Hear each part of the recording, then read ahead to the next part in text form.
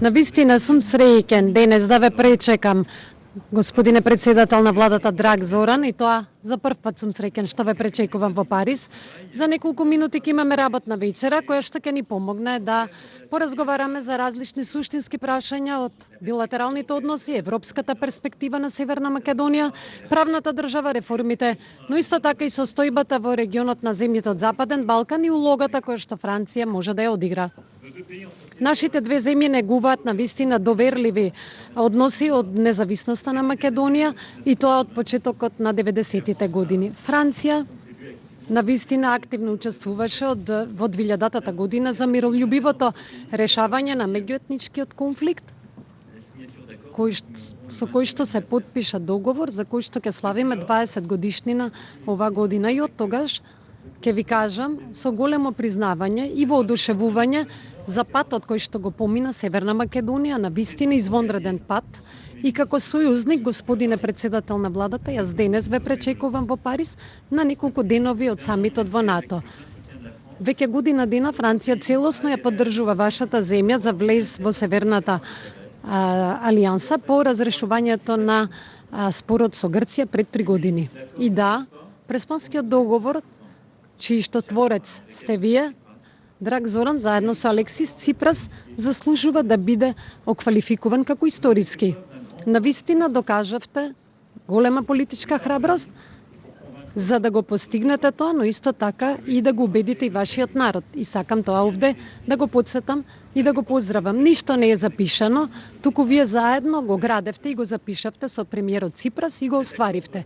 Овој договор, според мене, може да служи како пример, но и како инспирација за решавање на другите спорови во земјите од Западен Балкан, и тоа впрочем е во духот на Преспанскиот форум кој што вие набрзо ќе го организирате. Северна Македонија треба да влезе во Европската унија и знаете дека Франција целосно ве поддржува на тој пат.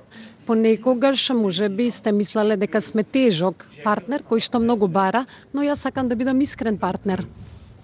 И кога се обврзуваме на еден пат, треба да бидеме јасни до каде сакаме да стигнеме и не сакаме да ја оставиме земјата 5-10 години да ја оставиме на пат за кој што патот потоа ќе и се чини невозможен. И затоа ние сакавме Европската унија да создаде нова методологија, пополитичка, поефикасна и покредибилна, за да се водат преговорите со земјите аспиранти.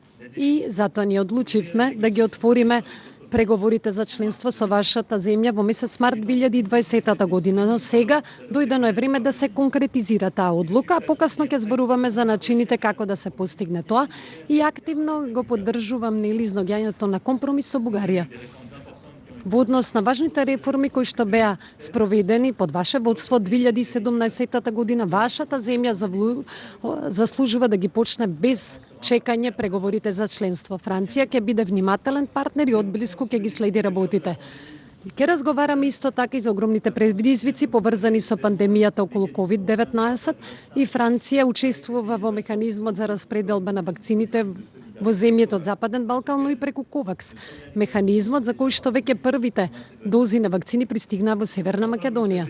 И на крај, знаете, драг Зоран, важноста која што јас ја придавам за стабилноста на сите земји од Западен Балкан, Франција навистина и конкретно го поддржува стабилизирањето на регионот, спроведувајќи национална стратегија во која што е вклучена целата администрација.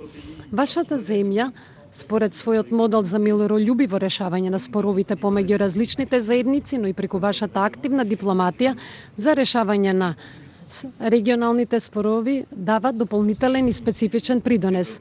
И за тие прашања исто така ќе разговараме за начините преку билатерално партнерство да дадеме корисен придонес кон стабилизацијата и прогресот на земјите од Западен Балкан. Програмата е обемна, како што забележувате, и навистина сум среќен што денес ве пречекувам овде, драг Зоран, господине председател на владата, за да напредуваме на тој пат.